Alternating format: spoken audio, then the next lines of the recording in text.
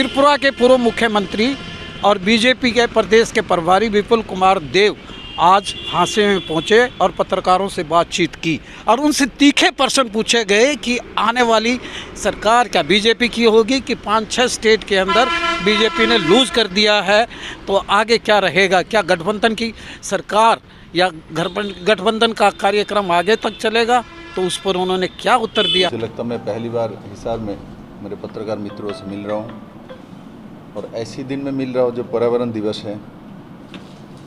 और स्वाभाविक तौर पे आज सुबह सुबह हमारे साथी लोगों ने अलग अलग जगह पे वृक्षारोपण किया हुआ है और शुरुआत में मैं वही कहूँगा, जो प्रकृति के साथ जितना तालमेल करके हम चल पाए उतना ही हमारे जीवन के लिए अच्छा है। एक कॉम्प्लीमेंट दे दूँ आपको सर, बताएं। त्रिपुरा के होते हुए हिंदी इतनी बढ़िया बोलते हैं। Thank you. ये आप लोगों का सबका सहयोग से ऐसा होता है। तो स्वाभाविक तौर पे मैं जिस कारण से आया हूँ आप सब लोग अवगत है। माननीय प्रधानमंत्री नरेंद्र भाई मोदी जी के नेतृत्व में 9 साल पूरा हो चुकी है सरकार की और इस 9 साल में हम लोगों ने बहुत कुछ देखा। इसमें कोरोना को देखा, इसमें सर्जिकल स्ट्राइक को देखा, स्वाभिमानी भारत निर्माण को देखा, आत्मनिर्भर भारत को देखा, एक आत्मविश्वासी भारत और दुनिया के सामने भारत एक पुनर्गौरव के साथ एक विश्व के नेतृत्व देने वाले देश माननीय प्रधानमंत्री जी के नेतृत्व में समय समय पर ये प्रमाणित हुई है। जो मैं गर्व करता हूँ, मैं माननीय प्रधानमंत्री जी के साथ काम करने का मुझे मौका मिला है। आज भी मैं राज्यसभा में हूँ और स्वाभाविक तौर पे उनके नेतृत्व में काम करने की मुझे कुछ ना कुछ तजुर्बा हुई है। मेरे मित्रों, हमारे 9 साल पूरा होने के नाते पूरे देश भर में भारतीय जनता पार्टी ने 13 कार्यक्रम रखा है 30 मई से 30 जून तक। उसमें जो कार्यक्रम है, विशेष करके जो बड़ी बात है इसमें, जो लोकसभा वाइज हम कम से कम 1000 जो प्रभावित व्यक्तित्व है और प्रोफेशनल्स है, ऐसे लोगों के साथ मिनिमम नया संपर्क करना।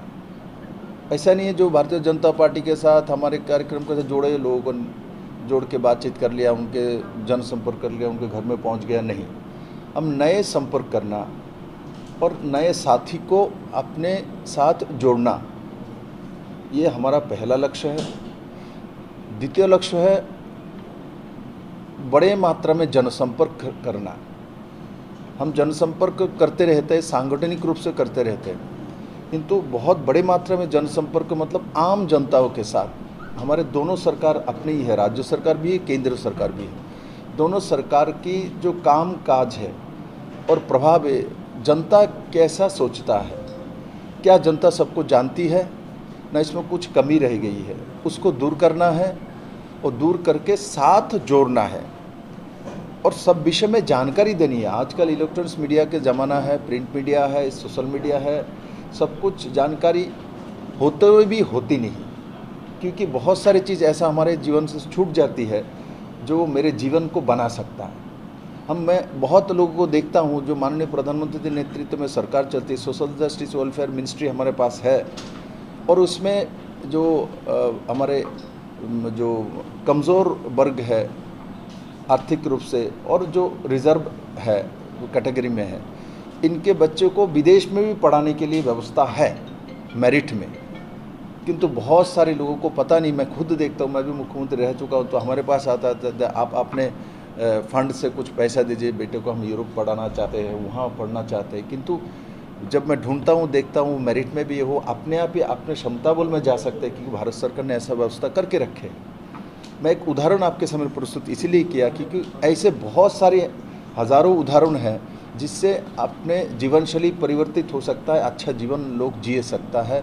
ऐसा व्यवस्था भारत सरकार में माननीय प्रधानमंत्री जी के नेतृत्व में जन्म से लेके एक आदमी का अंतिम दिन तक मदद करने की बहुत सारी योजना है सबके बारे में हमारे जानकारी नहीं है, इसलिए इस जनसंपर्क के माध्यम से सबको जानकारी देनी है और सकारात्मक मानसिकता के साथ लोगों को जोड़नी है और सबको आशा का आलो जगाना है। देखिए, एक जो हमारा एम्बिशन होता है, एम्बिशन के साथ एक हमारे मन में आशा जगता है, मैं वहाँ तक पहुँचूँगा, ये मैं कर सकता हूँ, मैं ये करूँगा, तब आदमी आगे बढ़ता है, उस देश भी आगे बढ़ता है। तो उस दिशा में माननीय प्रधानमंत्री जी के नेतृत्व में हम 13 कार्यक्रम लिए हैं। इसमें प्रबुद्ध जन के साथ भी हम संपर्क करेंगे, 51 बड़े रैली करेंगे पूरे देश भर में। इसमें हमारे हरियाणा में 18 तारीख शिक्षा में माननीय गृह मंत्री जी का भी रैली होने वाली है और साथ ही साथ हमारे सभी लोकसभा में अलग अलग रैली होगी और उसमें बड़े मात्रा में हम लोगों को जोड़ेंगे। और व्यापारी सम्मेलन, क्योंकि इस देश को चलाने वाले व्यापारी लोग बहुत बड़ा इनका योगदान है हमारे आर्थिक व्यवस्था में। हमने इस बार देखा माननीय प्रधानमंत्री जी के नेतृत्व में जब जीएसटी लागू हुई थी, तब सभी लोगों ने, बहुत लोगों ने, विरोधी ने विशेष करके जीएसटी का विरोध किया। व्यापारी वर्ग को भी बहुत कठिनाई आ रही थी, किंतु बाद में आज व्यापारी वर्ग मानता है जीएसटी हमारे जो कर्म जीवन में, जो व्यावसायिक जीवन में बहुत बड़ा परिवर्तन लाया है। और मैं आज गर्व करता हूँ माननीय प्रधानमंत्री जी के नेतृत्व में लगभग 18 लाख करोड़ रुपया जीएसटी जो टैक्स कलेक्शन हुई है, ये एक रिकॉर्ड है जो कि पुराने व्यवस्था में ये नहीं होती थी। और सबसे बड़ी बात है, इसमें अपने आप सब कुछ कर सकता है, फॉर्म फिलअप खुद कर लीजिए, आपके पास 2 बार 3 बार समय मिलती है। पहले ऐसा नहीं होती थी, आपको बहुत ज़्यादा सिस्टम में जाना पड़ता था, आज ईजी टू कर दिया गया है। तो इस तरीके से माननीय प्रधानमंत्री जी ने एक सुंदर व्यवस्था करके भारतवासियों को एक नया दिशा की तरफ लेके गए हैं। कई बार एक्सपेरिमेंट किए हैं, उन्होंने मुखिया बदला, सीएम बदले, आप भी उसमें आगे थे दायरे में, तो क्या ऐसी संभावनाएं हैं कि ऐसे एक्सपेरिमेंट हरियाणा में भी हो सकते हैं? देखिए, जैसे आपने मेरा उदाहरण दिया, मैं जो बदला हूँ इसीलिए आया है।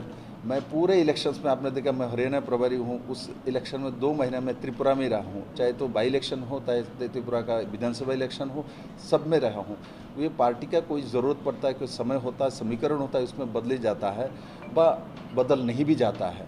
तो इसलिए वो समीकरण के ऊपर होता है और बाकी जिताना नहीं जिताना वो जनता के ऊपर हम अपना बात बोलते हैं। और मैं मानता हूँ मोदी जी के नेतृत्व में जो सरकार है, एक नॉन करप्ट सरकार दिया है, सबसे बड़ी एक विश्वसनीय सरकार दिया है और साथ ही साथ एक जो भारत का सम्मान को पुनर्गौरव करके पूरे दुनिया के सामने प्रतिष्ठित करने वाला कोई व्यक्ति है तो मोदी है। भारत को पहले पूरे दुनिया में किसी ना किसी देश को किसी एक काम के लिए जाना जाता है, भारत को आध्यात्मिक देश के नाते पूरी दुनिया में जाना जाता था, आज मोदी जी का देश के नाम से जाना जाता है। ये मैं गर्व करता हूँ मेरे देश। करप्शन की व्यवस्था हमने ही शुरू किया, आपने करप्शन आज करप्शन भ्रष्टाचार जो विषय है हरियाणा के, हम पुराने सरकार के पीछे जाएंगे तो आप भ्रष्टाचार के बिना किसी मुख्यमंत्री काल खत्म नहीं हुआ। हमारे मुख्यमंत्री ऐसा है, उसके अंदर कोई उंगली नहीं उठा सकता है, मनोहर लाल खट्टर जी। इसलिए मैं गर्व करता हूं, हमने ऐसा बिना खर्चे बिना पर्ची हरियाणा में नौकरी दिया है। और जिस हरियाणा में भ्रष्टाचार के बिना बहुत लोग तो अभी भी जेल में ही है, तो इसलिए इस हमारे सरकार में हमारे मुख्यमंत्री जी ने और मंत्रिपरिषद ले लेके जो सरकार दी, कम से कम आप यहाँ तो बोल सकते हैं भाई आप बिना रिश्वत में नौकरी तो होता है, ऑनलाइन में नौकरी होता है, मेरिट में नौकरी हो रही है। जीरो टॉलरेंस करप्शन पार्टी है क्या? तहसील में जाए सर, करप्शन का रेट बढ़ गया। देखिए, हमारा टारगेट तो जीरो टॉलरेंस से ही है, किंतु इसमें समय आपने 65 साल में एक व्यवस्था कायम किया है, आप मानोगे 9 साल में इसको ख़त्म कर देंगे। इस व्यवस्था को कम से कम उस दिशा में लेके जाने के लिए आप देखो पूरे दुनिया में सबसे डिजिटल ट्रांजैक्शन कहाँ होता है? 41% भारत में होता है। और डिजिटल ट्रांजैक्शन मतलब करप्शन भी व्यवस्था, आपको उसमें जाना चाहिए। बढ़िया ऑपरेटर है, बहुत बढ़िया।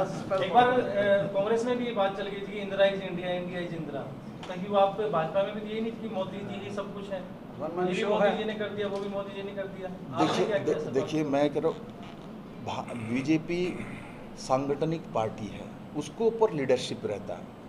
कांग्रेस कभी भी ऑर्गेनाइजेशनल पार्टी नहीं है, कांग्रेस व्यक्तिवादी पार्टी है, परिवारवादी पार्टी है, इसलिए कांग्रेस के साथ हमारा तुलना ही नहीं हो सकता। आपका कैडर है।